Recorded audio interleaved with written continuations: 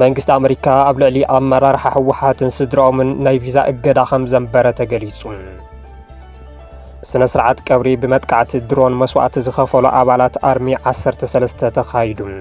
አዛዚ ግንባር ምዕራብ ጀነራል ምግበይ ኃይለ እቲ መስዋዕቲ ኮንት ኮይኑ ኣይቀርን ክብል ተሰሚዑ። ኣብ ዲፕሎማሲያዊ ዓለም ኃይሊ ተባሂሉ ዝግለጽ ቢልዮናት ዶላራት ወይ ዘመናዊ ኣጽዋር እንተይኮነስ ዘይንቕነቕ ውሽጣዊ ሓድነት ህዝቢ ይኽብሉ ሓደ ላዕለዋይ ፖለቲከኛ ሕወሓት ገሊጾም። እዚ ኣገላልጻ ሕወሓት ሕዝውን ካብ ጌግኡ ከይተምሃረ ሓድነት እናበለን ህዝቢ ትግራይ ብዘመናዊ ኣጽዋር ከወድቕ ድዩ ብምባል ወቐሳ ኣጋጢምዎሎም።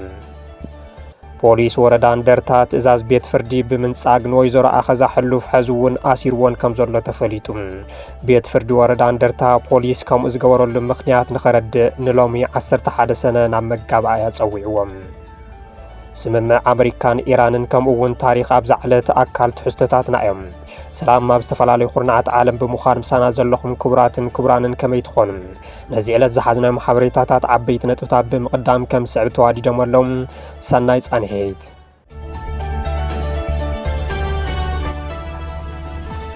ፈለማ ሕዚ ዝወፀ ሰበር ዜና ክነስማዓኩም።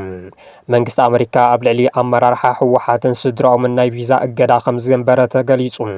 መንግስቲ ኣሜሪካ ኣብ ልዕሊ እቶም ጸረ ሰላም ዝበሎም ኣባላት ሕወሓትን ናይ ቀረባ ስድራኦምን ናይ ቪዛ እገዳታት ከንብር ምውሳኑ ሚኒስትር ጉዳያት ወፃኢ ኣሜሪካ ማርኮ ሩቢዮ ፍሊጦም።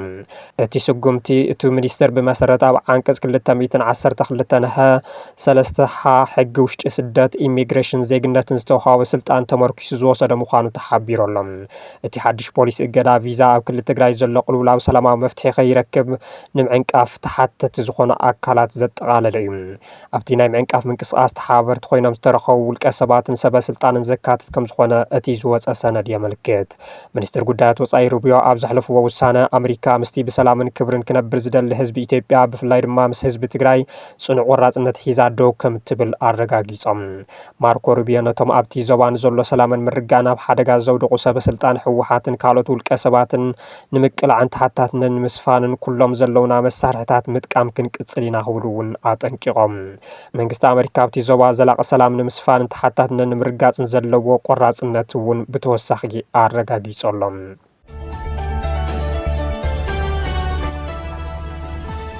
ስነ ስርዓት ቀብሪ በመጥቃዕቲ ድሮን መስዋዕቲ ዝኸፈሉ አባላት አርሚ 13 ተሳሊጡ። አዛዚ ግንባር ምዕራብ ጀነራል ምግበይ ኃይለ እቲ መስዋዕቲ ኮንት ኮይኑ ኣይቀርን ክብል ተሰሚዑ። ቅድሚ 2 ሰሙን ኣብ ከባቢ ሸራሮ ገመሃሎ ኣብ ዝተባሃለ ቦታ በመጥቃዕቲ ድሮን ስርዓት ብልጽግና መስዋዕቲ ዝኸፈሉ አባላት አርሚ 13 ስነ ስርዓት ቀብሮም ተፈጺሞሎም። ኣብቲ እዋን ዝተፈላለያ ኣርምታት ሕቑፊ ዕምባ ብምቕማጥ ሓዘንን ዝገለጻ ኮይነን አዛዚ ግንባር ምዕራብ ጀነራል ምግበይ ኃይለ ዕድማኦም ዘይጸገቡ መጻኢ ዕድል ህዝቢ ትግራይ እውን ከይረኣዩ ግን ኣብ ልኡኽቶ መላእ ተጋሩ ኮይኖም መስዋዕቲ ዝኸፈሉ እዮም ኢልዎም። እቶም ተሰዊኦም ዘለዉ ውሕዳት ክኾኑ ይኽእሉ እዮም ዝበሎም ጀጋኑ ተጋደልቲ ናይ ልዕሊ 10 ሚልዮን ተጋሩ ምልክት ኣይንብርክኽን ባህላይነት እዮም ዝበለ ኮይኑ መስዋዕቶም ድማ ኮንት ኮይኑ ከም ዘይተርፍ ኣረጋጊጹ። እዚ መስዋዕት እዚዩ ኮንት ኮይኑ ይቀርን ዝበለጸ ትግራዋይነትና የጉልህ ንህላወናን ንመሰል ዓርሰ ውሳነናን ንመጻዕ ዕድልናን ተጋሩ ንዝበለጸ ህልኽ ወይ ከፈተኽ የስዕብ ወይ የኽትል እዚኦም ውሕዳት ክኾኑ ይኽእል እዮም ግን ናይ 10 ወይ ካብኡ ንላዕሊ ሚልዮን ናይ ተጋሩ ናይ ትግራዋይነትን ናይ ጽንዓትን ናይ ሓቦን ናይ ምብርክኽነት ባህላይ ምልክት እዮም። ሕዚ ኣብ ወሳኒ ምዕራፍ ንርከብ ዝበለ ጀነራል ምግበይ ከም ህዝቢ ዘሎ መማረፂ ወይ ዘላ መሸንቆ ገመድ በጢስካ ክንሓልፍ ወይ ድማ በታ ገመድ ተሓኒቕና ኣብ ዕኒኒ ክንነብር ኢና ብምባል ምዕዋት እቲ መማረፂ ምዃኑ ኣስሚሩሉ። በተለይ ሕዚ ከዓ ኣብ ወሳኒ ምዕራፍ ኣለና ወይ ተሓጂ ዘላ ገመድ በጢስና ከም ህዝቢ ክንቅፅል ኢና ወይ በታ ገመድ ተሓኒቕና ኣብ ዕኒኒ ክንነብር ኢና። እዚ ከዓ ይንመርፆን ና ኣይኸውንን ታ ገመድ በጢስና نغيد نقدميت زلنا ممارسي معواتي كنعوت كاينا ኣብ ቃልሲ መስዋዕቲ ዝነብርን ዘሎን እኳ እንተኾነ እቲ ኣብ ከባቢ ሸራሮ ዝተኸፈለ መስዋዕቲ ግና ዘየድሊ ብምባል ብዙሓት ክነቕፍዎ ተራእዮም እዮም። ብልጽግና ንሕስያ ዘይብሉን ቅድሚ እውን ኣብ ወርሒ ጥሪ ኣብ ዝተፈላለዩ ከባቢታት ደብዳብ ድሮናት ዘካየድን ምዃኑ እናተፈለጠ ንምንታይ ጥንቃቐ ዘይተገበረ ዝብል በቲ ሓደ ወገን መራሕቲ መከላኸሊ ከይሓዙ ንምንታይ ንመንእሰይ ትግራይ ናብ ዘየድሊ ተወሳኺ መስዋዕቲ የእትውዎ ኣለዉ ዝብል ድማ በቲ ካሊእ ወገን ሰፊሕ ኣጀንዳ ኮይኑ ቀኒ እዩ። እታ ኣርሚ ብኤርትራ ኣቢላ ናብ ሱዳን ክትሸግር ክትብል እያ መጥቃዕቲ በፂሕዋ ዝብል ድማ ካሊእ ዘሕምም ፕሮፓጋንዳ ብልጽግና ተጋዊሑ እዩ። መንግስቲ ትግራይ ዋላ እኳ እቲ መጥቃዕቲ ዝበፅሐ ኣብ ልዕሊ ዕለታዊ ልእኽቶኦም ዝነበሩ ኣባላት ሰራዊትን ንጹሃት ዜጋታትን ተፈጺሙ እንተበለ መጠን እቲ ጉድኣትን ብምንታይ ምክንያት ከም ዝኾነን ግና ካብ ዘይሸራውያን ኣካላት ዛጊድ ዝተረጋገፀ መረዳእታ ኣይወፀን። ነቲ ጨፍጫፍ ዝፈጸመ ስርዓት ብልጽግና እውን ካብቲ ተኸፈልቱ ኣክቲቪስትታት ወፃኢ ብዛዕባ እቲ ጉዳይ ክሳብ ሕዚ ትንፍሽ ኣይበለን። ዘይሩ ጉዳይ መጥቃዕቲ ድሮን ሸራሮ ሕዚ ሕንቅንቅልተይ ኮይኑ ቀፂሉ ኣሎ። ዝሓለፈ ሓሊፉን ቀጻሊ እንታይ ውሕስና ኣሎ ዝብል ድማ ካሊእ ዘይተመለሰ ሕቶ ኮይኑ ይርከብ። በዚ መንገዲ ዘየሊ መስዋዕቲ እናተኸፈለ ክቕጽል ከም ዘይግባእ እውን ብዙሓት ጓሂ ዝተሓወሶ ማዕዳ ይልግሱ ኣለዉ።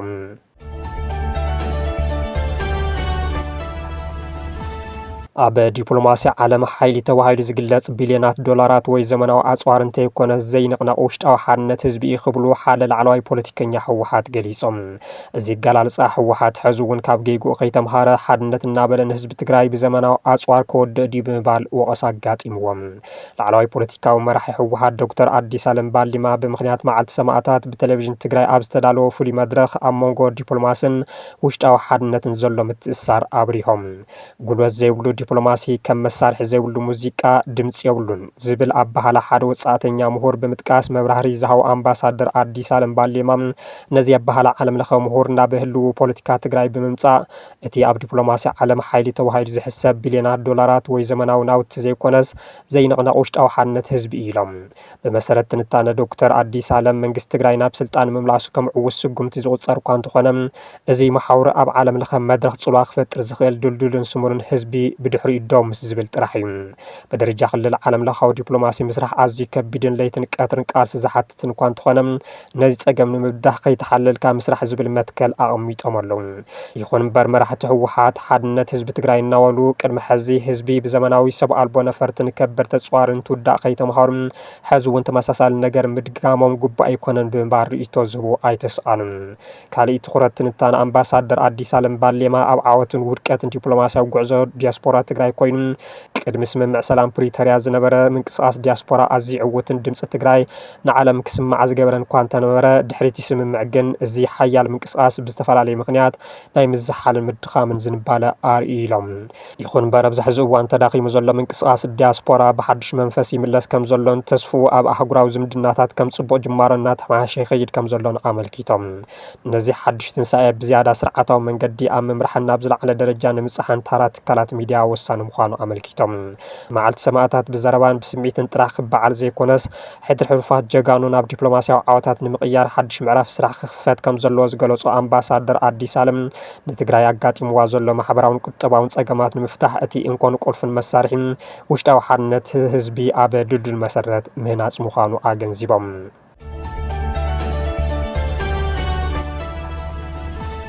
ፖሊስ ወረዳ እንደርታ ትእዛዝ ቤት ፍርዲ ብምንጻግ ንወይዘሮ ኣኸዛ ሕልፍ ሕዚ እውን ኣሲርዎን ከም ዘሎ ተፈሊጡ። ቤት ፍርዲ ወረዳ እንደርታ ፖሊስ ከምኡ ዝገበረሉ ምክንያት ንኸረድእ ንሎሚ 11 ሰነ ናብ መጋባእያ ጸዊዕዎም። ቤት ፍርዲ ወረዳ 70 እንደርታ ነተን ጓል 76 ዓመት ኣዶ ወይዘሮ ኣኸዛ ሕልፍ ብ5,000 ቅርሺ ወሓዝ ካብ ቤት ማእሰርቲ ንኽወፅኣ 10 ሰነ 2018 ዓመተ ምህረት ወሲኑ እዩ። ወይዘሮ ኣኸዛ ትማሊ ናብ ቤት ፍርዲ ዘቕረባ ኮይነን ዝተኸሰሳሉ ምክንያት ድማ በቲ ኣብ ቀረባ እዋን ዝወፀ ሓድሽ ኣዋጅ መኸተም ዕንቃፍን መስዋዕቲ ምርኻስን ብዝብል ገበን እዩ።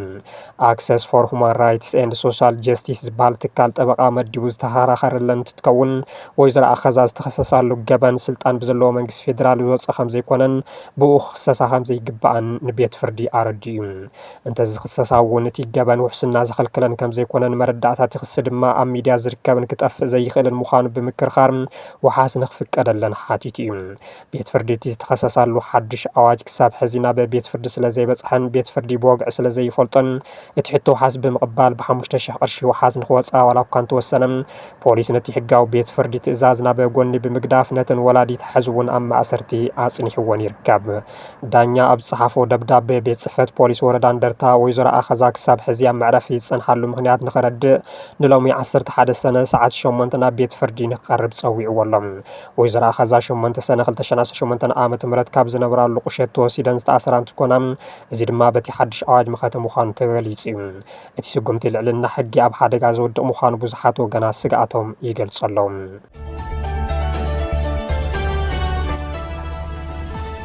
ኢራንን ኣሜሪካን ታሪኻዊ ዝተባሃለሉ ስምምዕ ከም ዝፈጸማ ተፈሊጡ። ብመሰረት ቀዳማይ ሚኒስትር ፓኪስታን ኣብ ማሕበራዊ መራኸቢ ኤክስ ወግዓዊ ከም ዝገበርዎም ታሪኻዊ ውዕሊ ምርድዳእ እስላማባድ ኣብ መንጎ ኣሜሪካን ኢራንን ተፈሪሙ ኢሎም። ቀዳማይ ሚኒስትር ፓኪስታን ኣብ መንጎ ኣሜሪካን ኢራን ዝተበጽሐ ታሪኻዊ ውዕሊ ምርድዳእ እስላማባድ ትማሊ ብኤሌክትሮኒክስ መንገዲ ከም ዝተፈረመ ንምብሳር ዓብዪ ክብሪ ይስምዐኒ ኢሎም። እዚ ውዕሊ እዚ ብፕረዚደንታት ክልቲአን ሃገራት ዝተፈረመ ኮይኑ ብኣይከም ኣተዓራቂ ድማ ጸዲቖሎም። እዚ ብላዕለዎት ጸፍሒ መንግስታት ክልቲአን ሃገራት ዝተፈረመ ስምምዕ ክልቲኦም ወገናት ነቲ ዘሎ ጎነፅ ብዲፕሎማስያዊ መንገዲ ንምፍታሕ ዘለዎም ጽኑዕ ተወፋይነት ዘርኢ ክብሉ ጽሒፎም። እቲ ውዕሊ እስላማባድ ካብ ሕዚ ጀሚሩ ኣብ ግብሪ ዝውዕል ኮይኑ ኣብ ቀዳማይ ስጉምቲ ድማ ኢራን ንመጻብኦ ሆርሙዝ ክትከፍት ኣሜሪካ ድማ ነቲ ዘንበረቱ ክልከላ ምንቅስቃስ ባሕሪ ክተልዕሎ ምዃና ተፈሊጦሎም። ነቲ ዲፕሎማስያዊ መንገዲ ንምክትታል ሰላማዊ ፍታሕ ንምምራፅን ዘርእዮ ጽኑዕ ተወፋይነት ነዚ ንዞባና ካብኡን ላዕልን ከቢድ ሳዕቤን ዘስዕብ ዝነበረ ጎነፅ ንምብቃዕ ዳግማይ ንሓገዝ ፕረዚደንት ኣሜሪካ ዶናልድ ትራምፕ ኣመስጊኖም። ነቲ ጄዲ ቫንስ ስቲቭ ዊትኮፍን ጃርጅ ኩሽነርን ዝርከብዎን ጉጅለ ተዘራርብቲ ኣሜሪካን ዝገበርዎ ዘይሕለል ጻዕርን እዚ ዓብዪ ዓወት እዚ ንክምዝገብ ዘበርክትዎ ኣበርክቶን እንእድማ ኢሎም ቀዳማይ ሚኒስትር ፓኪስታን ንላዕለዋይ መራሒ እስላማዊት ሪፐብሊክ ኢራን ኣያቶላህ ሰይድ ሙጃታባ ሁሴኒ ሃማኒን ፕረዚደንት መስዑድ ፐዚሽክያንን ነቲ ናይ ሰላም ዕላማ ብጥበብን ርሑቕ ብዝጥምትን ኣረኣያ ብምቕባሎም ዘለና ዓሚቕ ኣኽብሮት ምስጋና ይገልጽ ኢሎም። ነቲ መሐመድ ባቅር ቃሊባፍ ኣባስ ኣራጋችን እስካንደር ማሙኒን ዝርከብዎ ጉጅለ ተዘራርብቲ ኢራን ዘርእይዎ ዓቕሊ ጽንዓትን ሃናፅ ዘተን ዘለዎም ተወፋይነት እዚ ውዕሉ እዚ ፍረ ንክረክብ ወሳኒ ግደ ከም ዝነበሮም ክገልጽ ፈቱ ድማ ኢሎም። መሪሕነት ሃገረ ኳታር ኣብዚ ደረጃ እዚ ንክበጽሕ ንዝገበርዎ ቁሉዕ ጻዕርን ሃናፂ ግድኦም ብፍላይ ዝለዓለ ምስጋና የቐርብ ዝበሉ ቀዳማይ ሚኒስትር ፓኪስታን ብተወሳኺ መሪሕነት ንግስነት ስዑድ ዓረብ ሪፐብሊክ ቱርክን ግብፅን ኣብዚ ጉዳይ እዚ ንዝፈጸምኦ ዘይትካእ ግደ ዘበርከትዎ ክቡር ኣበርክቶን ብልዑል ደረጃን ኢሎም።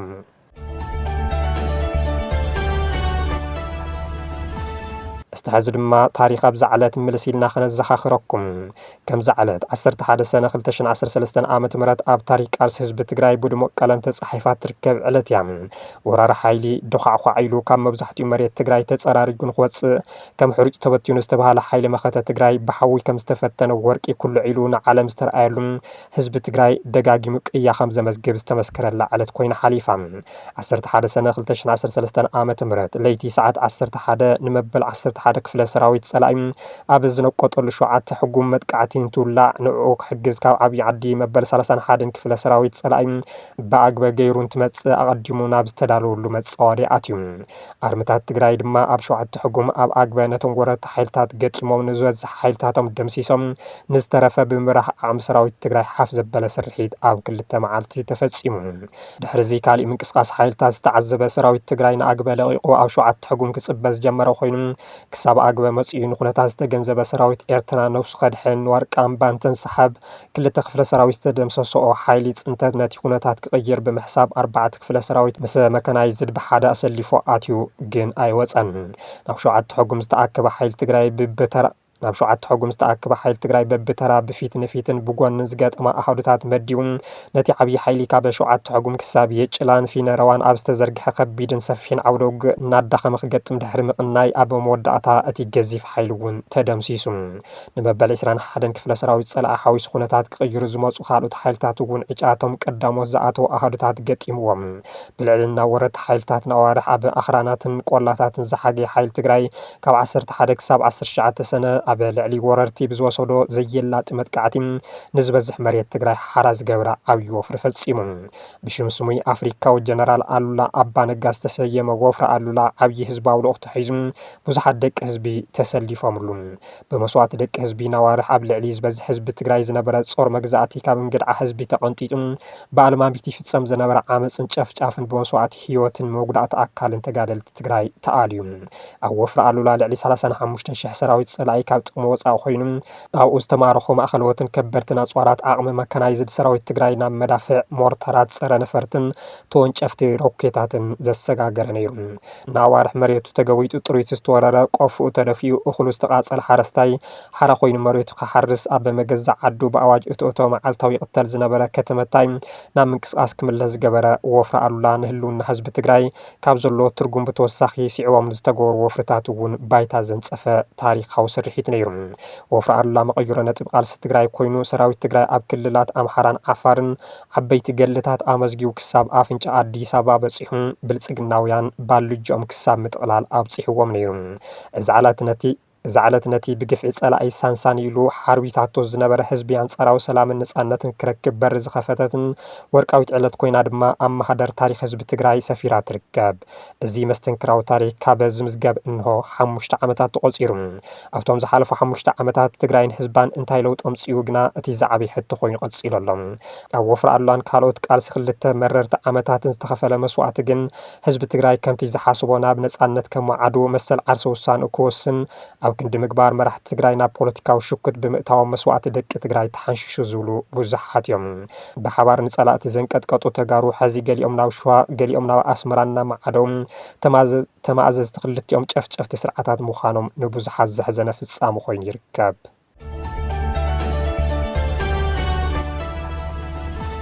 ክቡራትን ክቡራንን ነዚ ዕለት ዝሓዝናዮም ዜናታት ነዚኦም ይመስሉ ነይሮም ስለ ዝተኸታተልኩምና ኣዝና ነመስግን ሰላም